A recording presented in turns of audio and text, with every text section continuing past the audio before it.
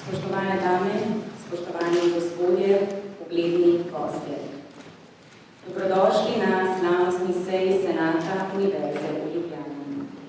V tej priložnosti še posebej pozdravljam prisotne. Predsednico Ustavnega sodišča dr. Jadranko Sovdat, nekdanjega predsednika Republike Slovenije Milana Kučana, predsednika Slovenske akademije znanosti in umetnosti profesorja dr. Tadeja Bareja, nadškofa metropolita Stanislava Zoleta, ministra Antona Pršaka in Gorazda Žmanovca, rektorja Univerze v Trstu, profesora dr. Mauricija Filijo in ostale ugledne goste.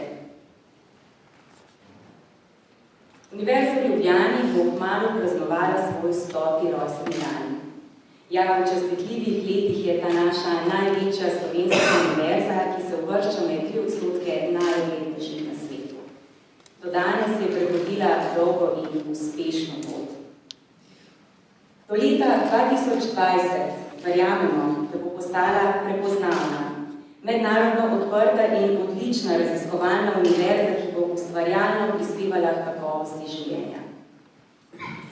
V to vizijo trdno verjamemo, prepričani smo vanjo, zato aktivnostim internacionalizacije univerze posvečamo vedno več časa. Prosim rektorja Univerze v Ljubljani, profesora dr. Ivana Svetlika, za uvodne besede. Spoštovani slavnostni zbor, imam prijetno dolžnost, da vas nagovorim o praznovanju 97-letnice ustanovitve Univerze v Ljubljani. Tudi v letu, ki se zaključuje, smo se trudili, da bi univerza prispevala k razvoju študentov in drugih uporabnikov znanja. Velik poudarek smo namenili izboljšanju kakovosti njenega delovanja in njenemu povezovanju s svetom. Nadaljujemo z usposabljanjem naših učiteljev in z izboljšanjem tutorskega sistema za študente. V tem letu je Ekonomska fakulteta Univerze v Ljubljani pridobila 4. mednarodno akreditacijo in se tako pridružila le 80 poslovnim šolam na svetu, ki se lahko pohvalijo s 3 akreditacijami. Mednarodne akreditacije so pridobile tudi nekatere tehničke fakultete. Fakulteta za gradbeništvo in geodezijo Univerze v Ljubljani je vzpostavila UNESCO katedro. Naši študenti so osvajali prva mesta na mednarodnih tekmovanjih in nas odlično zastopali na evropskih univerzitetnih igrah. Z dodatnimi napori naših učiteljev je brez posebnih zahtev do konca septembra uspešno zaključilo študij več kot 9500 študentov starih programov in ob tem se zahvalil sodelavcem za velik napor in čestital novim diplomantom.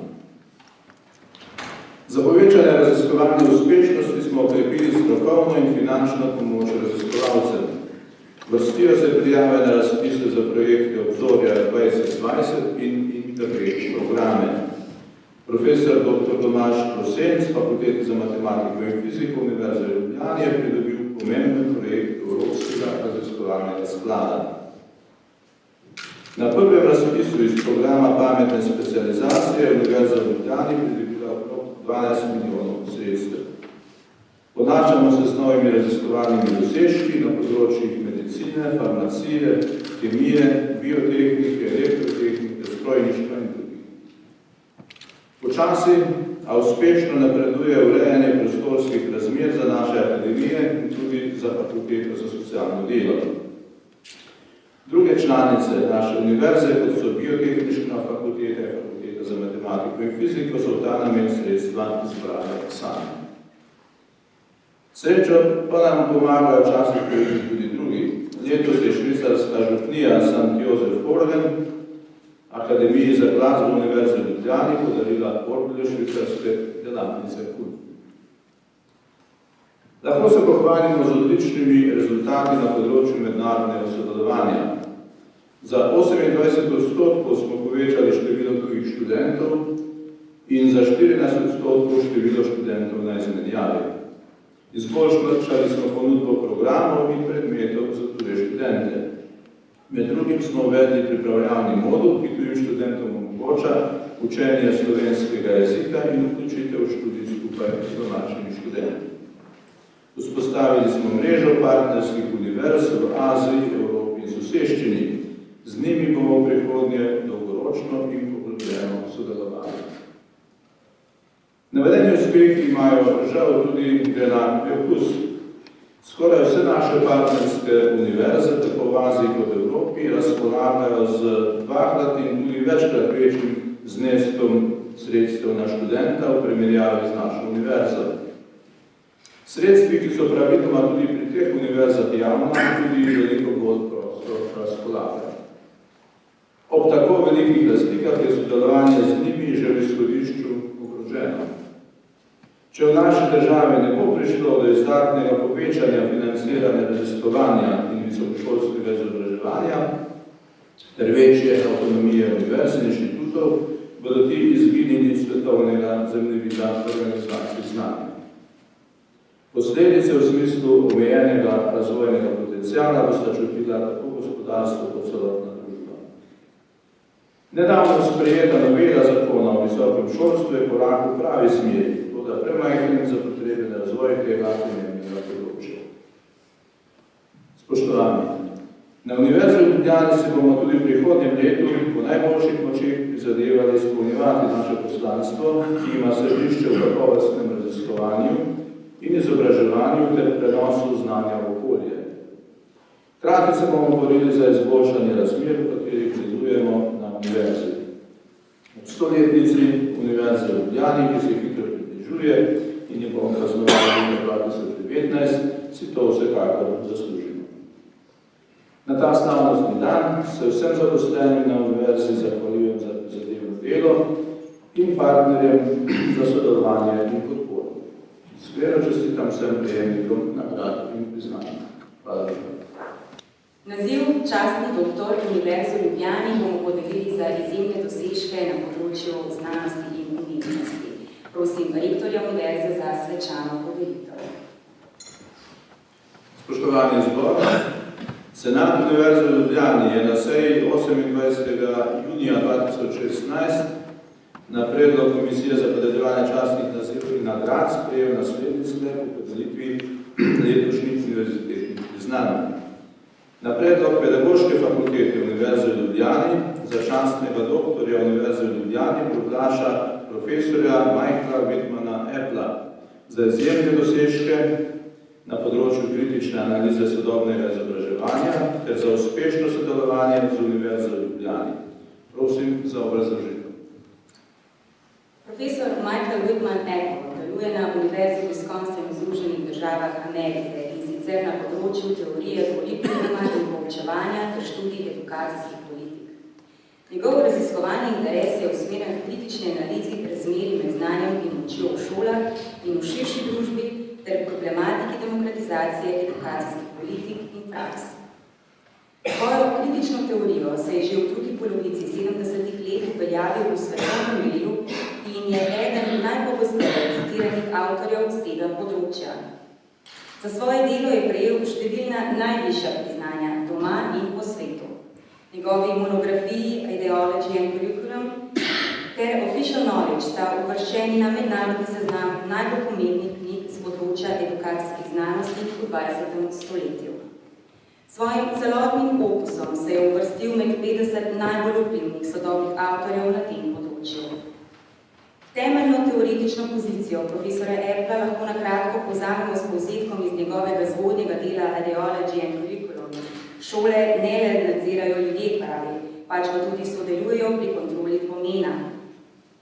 Ker ohranjajo in razširjajo tisto, kar se dojema kot legitimno znanje, to je znanje, ki ga moramo vsi imeti, šole podeljujejo kulturno legitimno znanje določenih družbenih skupin. Sposobnost neke skupine, da bi svoje znanje pretvorila v znanje za vse, je povezano z močjo te skupine v širšem političnem in ekonomskem kontekstu. Na moč in kulturo torej ne moremo gledati kot na statični, medsebojno nepovezani entiteti, temveč kot na atributa obstoječih razmerij v družbi. Prosim rektorja za podelitev naziva.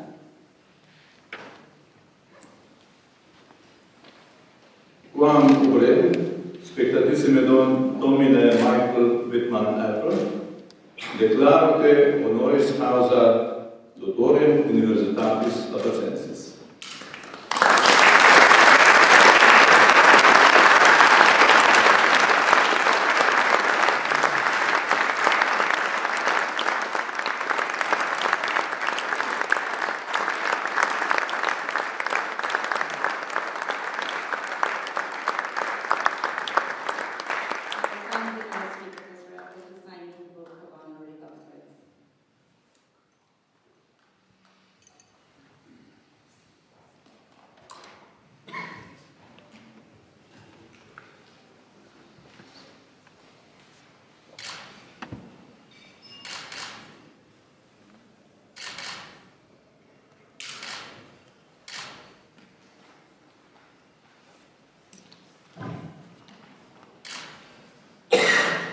Professor Erkel is today's honorary speaker, therefore I kindly ask him to the podium.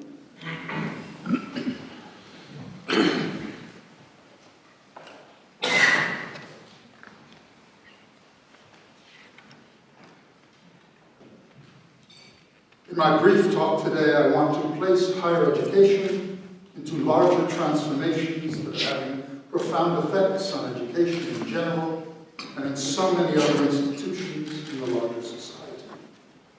This is a time of substantive transformation and I think great danger in higher education throughout the world, a situation I have witnessed in universities in the United States, Australia, China, Latin America, and elsewhere. I cannot speak of the situation in Slovenia, and especially at the University of Ljubljana, a university that has a long and valued history of intellectual independence. But in my experience, history does not guarantee that the trends I will briefly describe will be successfully countered. In a number of volumes over the past decades, I have critically analyzed the processes of what I call conservative modernization, the complicated alliance of three elements that stand behind the wave after wave of educational reforms. These have centered around neoliberal commitments to the market and the supposedly weak state, neoconservative emphases on stronger control over the curriculum and values, and new managerial proposals to install rigorous forms of accountability in schooling at all levels. The first set of reforms has not demonstrated much improvement in education and has marked a dangerous shift in our very idea of democracy, always a contested concept, from thick collective forms to thin consumer-driven and overly individualistic forms. The second misconstrues and then basically ignores the intense debates over whose knowledge should be taught in schools and universities, and establishes a false consensus on what is supposedly common in many nations. The third takes the position that only that which is measurable is important, and has caused some of the most creative and critical practices that have been developed through concerted efforts in higher education and elsewhere to be threatened. Of course, as I noted, the odd combination of marketization on the one hand and centralization of control on the other is not only occurring in education, nor is it only occurring in the West. This is a worldwide phenomenon, and the very real and often successful efforts to counter it have not meant that the basic assumptions that lie behind neoliberal, neoconservative, and new managerial forms have not had a major impact on our institutions throughout society, on our universities, and even on our common sense. In many nations, there have been attempts, often more than a little successful, to restructure state institutions. Among the major aims of such restructuring are the following: to ensure that the state serves business interests, to have the state's internal operations model those that are used in business, and to take politics out of public institutions. That is, to reduce the possibility that government institutions would be subject to political pressure from the electorate, especially, and from progressive social movements. This last point, removing politics from government institutions, is based on a less than accurate understanding, not only of the state, but of the market as well. While most economics textbooks may give the impression that markets are impersonal and impartial, they are instead highly political as well as inherently unstable. To this, other points need to be added. To guarantee their survival, firms must seek ways of breaking out of the boundaries that are set by state regulation. Increasingly, this has meant that the boundaries established to divide non-market parts of our lives must be pushed so that these spheres can be open to commodification and profit-making. This is a crucially important issue, one that threatens to destroy the non-market spheres of our lives, on which social solidarity and active democracy have always depended. It is not an easy process to transform our lives and institutions that were not totally integrated into market relations so that they are part of the market. As I have shown in an entire series of analyses, conservative modernizing forces have been very creative in engaging in a social pedagogic project that is changing our common sense assumptions about the ends and means of our institutions, about what is considered to be socially important knowledge, and about what is considered to be a good university. As we know, under these kinds of pressures, standardized and competitive labor processes begin to dominate the lives of the newly marketized educational workers. But this is not all. A good deal of labor is shifted to the consumer. She or he now must do much of the work of getting information, sorting through the advertising and claims, and making sense of what is often a thoroughly confusing welter of data and cards. In the process as well, there is a very strong tendency for needs and values that were originally generated out of collective deliberation, struggles, and compromises, and which led to the creation of state services to be marginalized and ultimately simply abandoned. One thing has become increasingly clear. Market-driven politics can and do lead to a remarkably rapid erosion of democratically determined collective values and institutions. The effects of this on education are increasingly visible. These arguments may seem abstract, but they speak to significant and concrete changes in our daily lives in and out of education. For more than 2 decades, we have witnessed coordinated and determined efforts not only to reconstruct a liberal market economy, but a liberal market society and culture. This distinction is important. In Habermas's words, the attempt is to have system totally colonize the lifeboat. As many aspects of our lives as possible, including the state and civil society, must be merged into the economy and economic logics. Although there will always be counter-hegemonic tendencies in universities and other major institutions, our daily interactions and even our dreams and desires must ultimately be governed by market realities and relations. In this scenario, and it's increasingly not only a scenario, but a reality, a society and culture is not to be based on trust and shared values. Rather, as Colin Lays puts it, all aspects of that society are to be grounded in and face the most extreme possible exposure to market forces with internal markets, profit centers, audits, and bottom lines, penetrating the whole life from hospitals to even playgroups with children. As Margaret Thatcher once famously put it, the task is not to just change the economy, but to change our very souls. A higher education worthy of its name, of the name education, must resist such transformations. In a talk as brief as this, I have had to speak in very broad terms. Furthermore, I cannot say much about what can or should be done to counter these worrisome movements. What I can do in my concluding comments is to suggest some ethical and political principles that should guide us here. Here I am guided by the work of Michael Roskin in his very thoughtful essay on the neoliberal university and its alternatives. So I have 5 points I wish to make in conclusion. 1, higher education should be valued primarily as a public good, not a private good. It should be an entitlement of all citizens, and it should be funded fully by the democratic state. Higher education, and indeed all education, should be seen as an intergenerational gift. It is a resource provided by an older generation for the benefit of the collective children of the future generation. Third, the knowledge, resources, and skills developed in higher education should be seen as being held as a public trust. They belong to everyone, since they have already been paid for by the labor of men and women who form this society. This embodies a key principle. In a democratic society, knowledge and the tools of acquiring and producing it should be as widely shared and available as possible. Fourth, we cannot accept what is in many ways an epistemological war on crucial forms of knowing.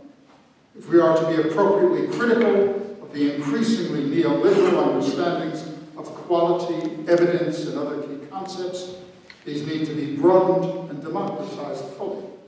And fifth, all of this requires a relearning and renewal of a long history of the crucial discussions about the means and ends of higher education and the role of these institutions in the making and remaking of a good society. This too will require that these discussions and debates be democratized with the fullest possible participation of everyone, including those who are now marginalized in all of our societies. Now, of course, dealing with these issues will not be easy, and each of these will require a long-term commitment. But here we can be guided by Raymond Williams' powerful phrase that all of this is part of a long revolution. We are part of a never-ending process of building a society and a set of educational institutions that embody a commitment to critical democracy and an informed citizenry that can continue to build and defend it.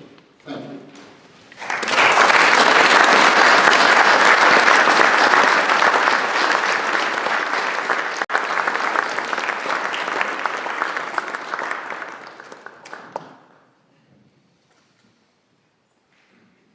Thank you very much, Honorary Doctor, for your speech. Podelili bomo še en naziv častni doktor Univerze v Ljubljani. Rektor Uga je za ta naziv še imenoval Senat Univerze v Ljubljani. Senat Univerze v Ljubljani je na seji 28. junija 2016 na predlog Komisije za podeljevanje častnih nazivov in nagrad sprejel tudi naslednji sklep. Na predlog Ekonomske fakultete Univerze v Ljubljani so za častnega doktorja Univerze v Ljubljani predlaža profesor dr. William Lazonik. Za izjemne dosežke na področju analize sodobnega kapitalizma, financializacije korporacij in razvoja teorije inovativnega podjetja ter za uspešno sodelovanje z Univerzo v Ljubljani. Prosim za utemeljitev predloga. William Lazonik je profesor ekonomije na Univerzi Massachusetts Lowell in gostujoči profesor na Univerzi v Ljubljani od leta 2010. Je tudi izredni profesor na Inštitutu Mann Telekom v Parizu in znanstveni sodelavec Univerze v Londonu. Bil je profesor ekonomije na Univerzi v Tokiju, Univerzi Columbia in na Univerzi Harvard. Je avtor ali urednik 15 knjig, trenutno zaključuje knjigo Teorija inovativnega podjetja. Prejel je številna akademska priznanja, med njimi leta 2014 nagrado McKinsey, ki jo podeljuje Harvard Business Review, za izjemen članek v istoimenski reviji. Prejel je tudi nagrado Henrietta Larson za najboljši članek v Business History Review leta 2011, nagrado Schumpeter leta 2010 za knjigo Sustainable Prosperity in the New Economy in naziv častni doktor filozofije na Univerzi Uppsala leta 1991. V poznih 80-ih letih je bil prvi kritik ideologije vrednosti za delničarje. Njegova analiza sodobnega ameriškega gospodarstva v nagrajenem članku Harvard Business Review z naslovom Profits Without Prosperity je bila navedena v več kot 200 časopisnih člankih in ustvarila javno politično razpravo. Na Ekonomski fakulteti Univerze v Ljubljani je profesor Lazonik odlično prispeval k raziskovalnim potencialom na področju ekonomije in podjetništva ter njenemu mednarodnemu pogledu. Rektor, prosim za podelitev naziva. Vam odrem, spettatissime signore William Lazonik, declarate Honoris causa doctorem Universitatis Lapacensis.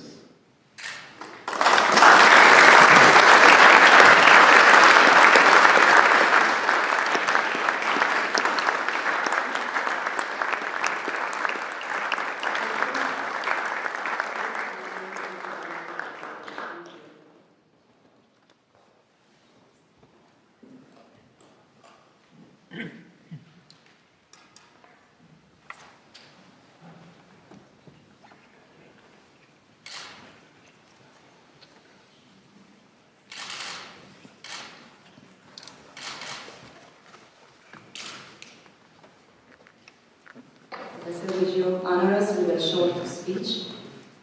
Thank you very much.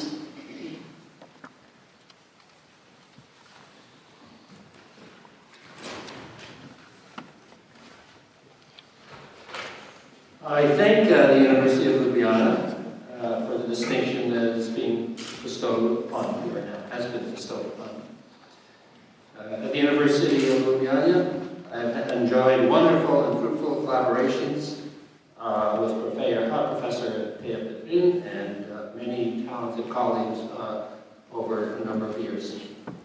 For much of my academic career, including the past 6 years, in which part of my time has been spent researching and teaching at the University of Ljubljana, I've been focused on what I call the theory of innovative enterprise and its implications for achieving stable and equitable economic growth. In the context of the United States of America, where I've made my home since 1970, I'm originally from Canada, and which has been the focus of much of my research, I've shown how over the past 3 decades or so, major business enterprises have been transformed from innovation or value creation to financialization or value extraction. With cash dividends and, more significantly, stock repurchases eating up corporate profits on an increasing scale, little has been left for reinvestment in productive capabilities. In fact, we have witnessed what can only be called now the looting of the industrial corporation in the United States. Most of the economy's income has flowed to the very richest households, while for most Americans, wages have stagnated and employment has become increasingly insecure. Indeed, for the past 3 decades, a large proportion of the less educated members of the U.S. labor force have been downwardly mobile, including millions of whites who, as expressed in the voting booths recently, have seen hope in the demagoguery of U.S. President-elect Donald J. Trump. The outcome of the U.S. presidential campaign election might have been different for the Democratic candidate with a policy approach that could offer genuine hope of creating upward mobility for the American working class.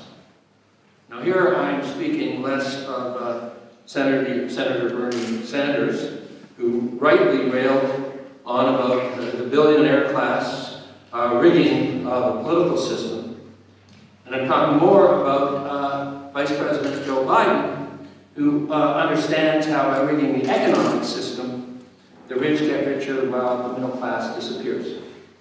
And you can see an opinion piece that he wrote in Wall Street Journal on September 27, 2016, which is called How Short-Termism Staffs the Economy, in which he draws heavily on my research. In fact, an article, which I think has been mentioned, Profits Without Prosperity, Stock Buybacks Manipulate the Market and Leave Most Americans Worse Off, that I published in Harvard Business Review in 2014, resounded with Vice President Biden. And on September 22nd, 2015, just over a year ago, when he was still contemplating entry into the contest for the Democratic presidential nomination, he invited me, along with other economists, to a meeting at the White House to discuss, this quote from the invitation, policies aimed at bolstering the nation's middle class while simultaneously encouraging economic growth, unquote. Now, as it happened on that date, September 22nd, 2015, I was already booked to fly to Ljubljana to come here as part of our research collaboration. So the very same evening I was leaving for Ljubljana, but I was able to go in the afternoon to Washington, D.C. to participate in the meeting with Vice President Biden at the White House before catching my plane to Ljubljana. And at the end of the meeting, as I was just about to leave and go get my taxi, I heard the Vice President behind me say, "Let's walk out together." And so we ended up walking along the hallways and out of the building for about, talking for about 2 or 3 minutes. I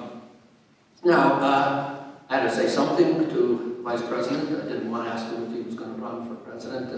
There's other things I could have done. So I thought I might as well tell him that I am going to Ljubljana tonight, Slovenia tonight. When I said that, he replied that he loves Slovenia. And so we ended up talking for about 2 or 3 minutes about Slovenia, how great Slovenia is. And that's part of the reason I'm telling you this story now. Unfortunately, about 4 weeks later, the Vice President announced that he would not seek the Democratic nomination. So there will be no, as we know, no President Biden in the White House. But next time I see him, I will be sure to let him know that the University of Ljubljana has given me this honorary degree. Thank you.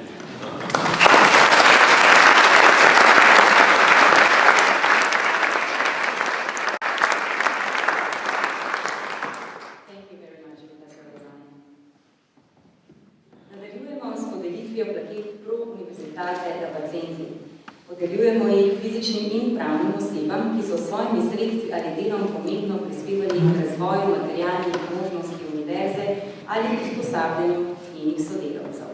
Prosim rektorja, da podeli plakete. Na predlog Akademije za glasbo Univerze v Ljubljani plaketo Pro Universitate Labacenzi podeljujemo Simfoničnemu orkestru RTV Slovenija.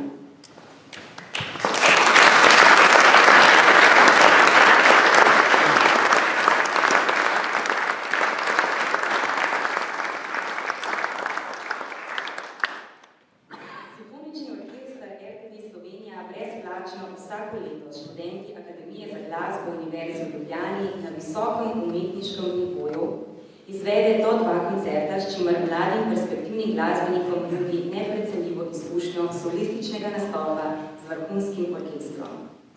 Koncerti so zvočno in video posneti in s predvajanjem na RTV Slovenija pomembno prispevajo k prepoznavnosti Akademije za glasbo Univerze v Ljubljani. Tovrstno sodelovanje Akademije za glasbo predstavlja prednost pred sorodnimi tujimi izobraževalnimi institucijami, saj gre za bolj kot ne edinstveno prakso v evropskem prostoru. Hvala, gospa Maja Hojc, umetniška vodja Simfoničnega orkestra RTV Slovenija, ki je prevzela plaketo.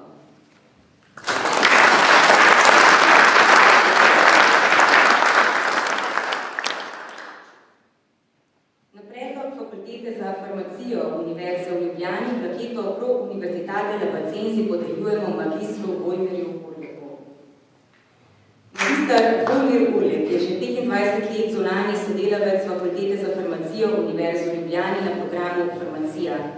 Uspešno prenaša svoje izkušnje iz poslovnega konkurenčnega sveta farmacevtske industrije v akademsko okolje, spodbuja razvoj ter izmenjavo znanj in strokovnjakov, povečuje mednarodno konkurenčnost diplomantov Fakultete za farmacijo Univerze v Ljubljani in hkrati omogoča usposabljanje in rast kompetenc zaposlenih.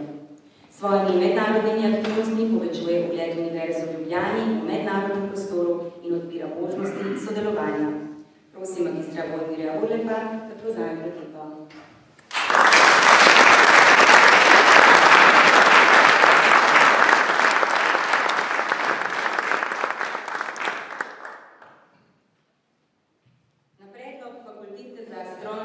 Univerze v Ljubljani plaketo Pro Universitate Labacenzi podeljujemo profesorju dr. Matiji Tuma in profesorici dr. Jeleni Vojvodič Tuma. Profesor dr. Matija Tuma je leta 1962 diplomiral na Univerzi v Ljubljani, doktorsko disertacijo pa opravil na sloviti Univerzi ETH v Zürichu. Pri svojem delovanju v stroki na področju energetike, znanosti, pedagoškega dela, publicistike, leposlovja in vsestransko družbenega in dobrodelnega delovanja je pustil neizbrišen pečat in to v mednarodnem merilu, zaradi česar uživa izjemno spoštovanje. Del svojega premoženja sta soprogo profesorico dr. Jeleno Vojvodič-Tumar podarila v upravljanje Knafljevi ustanovi, ki podeljuje Tumovo štipendijo za študij slovenskih študentov na Dunaju. Prosim profesorja dr. Jarija Tumov in profesorico dr. Jeleno Vojvodič-Tumar, da prevzameta plakito.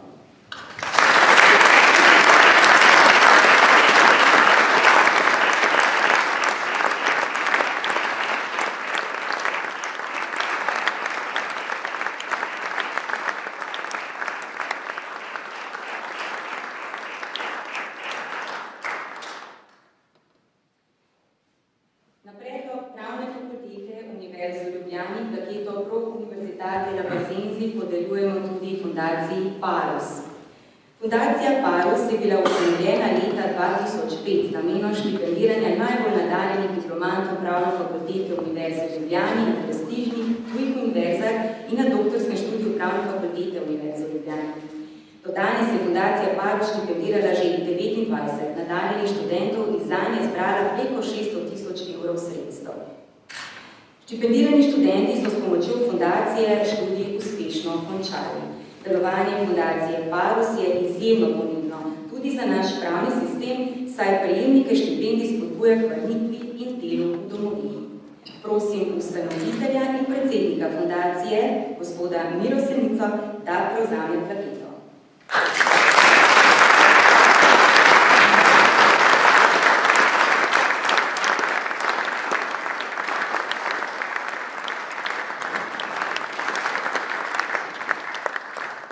Na Univerzi v Ljubljani zlate plakete podeljujemo posameznikom za izjemne zasluge pri razvijanju znanstvenega, pedagoškega ali umetniškega ustvarjanja in seveda za krepitev ugleda Univerze v Ljubljani. To častno priznanje letos sprejmejo profesor Zoran Markovič z Akademije za glasbo Univerze v Ljubljani.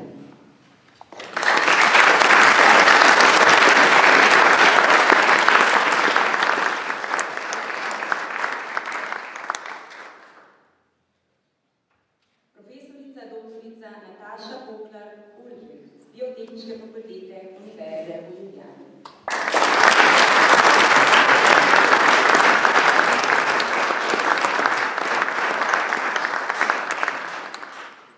Profesor dr. Mojmir Mrak z Ekonomske fakultete Univerze v Ljubljani.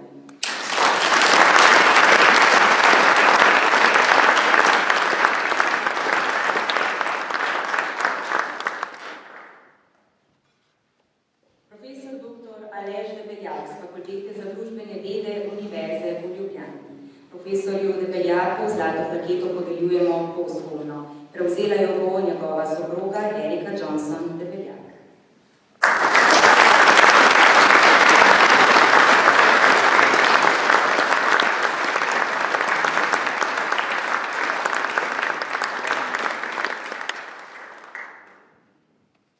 Zlato plaketo prejme tudi profesor dr. Igor Škarjan z Fakultete za elektrotehniko Univerze v Ljubljani.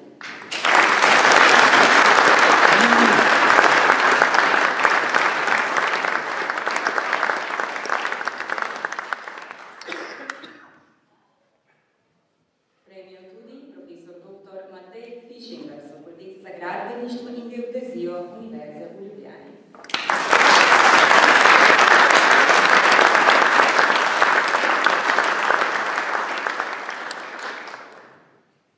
Zlato plaketo prejme profesor dr. Andrej Bauer z Fakultete za matematiko in fiziko Univerze v Ljubljani.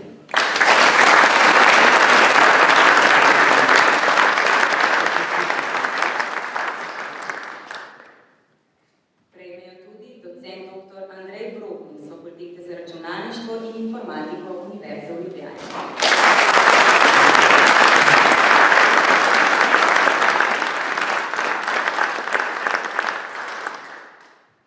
Profesor dr. Janez Grum z Fakultete za strojništvo Univerze v Ljubljani.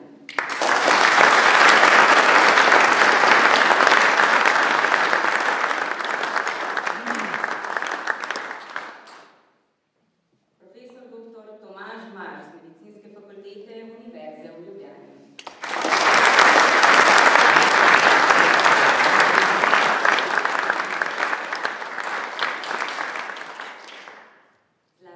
štafeto pa prejme tudi akademik profesor dr. Leopold Marjan Pavčnik z Pravne fakultete Univerze v Ljubljani.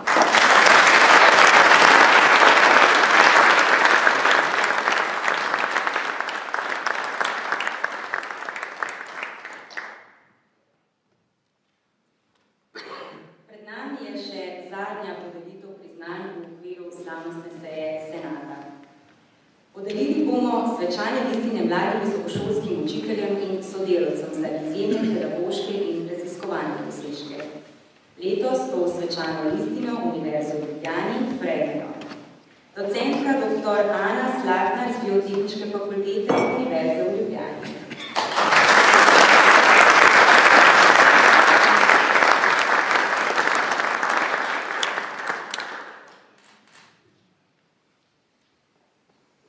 Docent dr. Andraž Petrovčič z Fakultete za družbene vede Univerze v Ljubljani.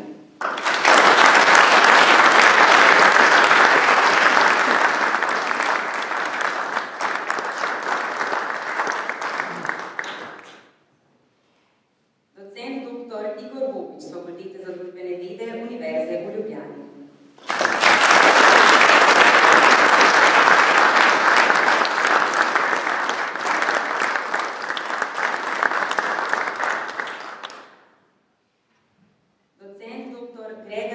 Fakultete za elektrotehniko Univerze v Ljubljani.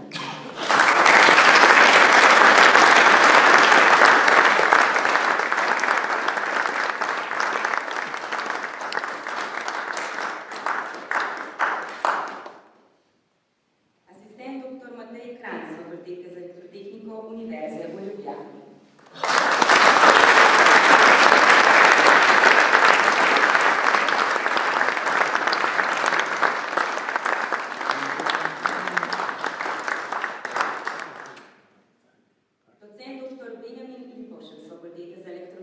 Univerze v Ljubljani.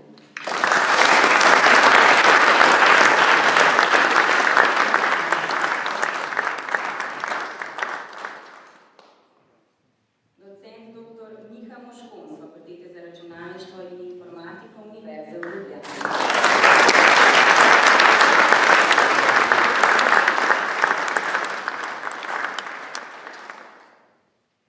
Profesor dr. Franci Košavec z Fakultete za strojništvo Univerze v Ljubljani.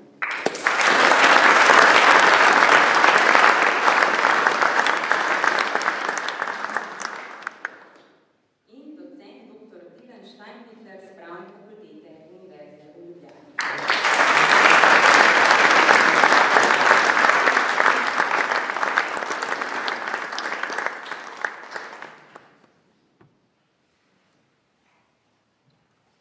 Cenjeni gostje, cenjeni prejemniki častnih nazivov in priznanj. Zahvaljujemo se vam za pozornost, ki ste jo danes namenili naši Univerzi v Ljubljani. Ostanite še malo z nami, strnimo vtise o današnjem dogodku na skupnem druženju v sosednjem prostoru, kamor vas zdaj prav povabim. Želim vam lep dan še naprej